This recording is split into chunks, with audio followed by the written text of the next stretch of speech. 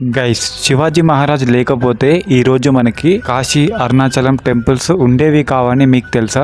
ఇండియాలో కాశీ టెంపుల్ కి చాలా ప్రతిష్ట దాగి ఉంది. కానీ ఈ టెంపుల్ మీద ఔరంగజేబ్ కన్నుపడింది. ఔరంగజేబు ఆ టెంపుల్ ని నాశనం చేయడానికి ఆదేశాలు ఇచ్చాడు. అప్పుడు ఔరంగజేబ్ సైన్యం కాశీకి వెళ్ళింది. కానీ ఔరంగజేబు ఆ టెంపుల్ ని నాశనం చేస్తున్నప్పుడు ఒక పెద్ద కత్తితో గుర్రపు మీద ఒక రాజు వచ్చాడు. ఆ రాజే ఛత్రపతి శివాజీ మహారాజ్. ఆ రోజు శివాజీ మహారాజ్ కాశీ టెంపుల్ కోసం యుద్ధం చేశాక ఔరంగజేబు భయపడి అక్కడి నుంచి వెళ్లిపోయాడు. సో మళ్ళీ తమిళనాడులో ఉన్న అరుణాచలం టెంపుల్ ని మొఘల్ ఎంపైర్ వాళ్ళు నాశనం చేశారు.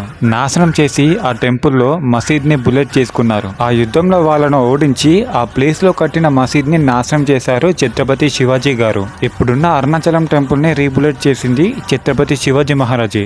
ఇప్పుడు ఈ అరుణాచలం కాశీ టెంపుల్ ఉన్నాయి అంటే కేవలం ఛత్రపతి మహారాజ్ వల్లనే. సో గాయ్స్, ఛత్రపతి శివాజీ మహారాజ్ గురించి, సంభాజీ గురించి ఆల్రెడీ మన ఛానల్లో ఫుల్ వీడియో తీశాను. వెళ్ళి చూడండి, చాలా ఇంట్రెస్టింగ్ గా ఉంటుంది.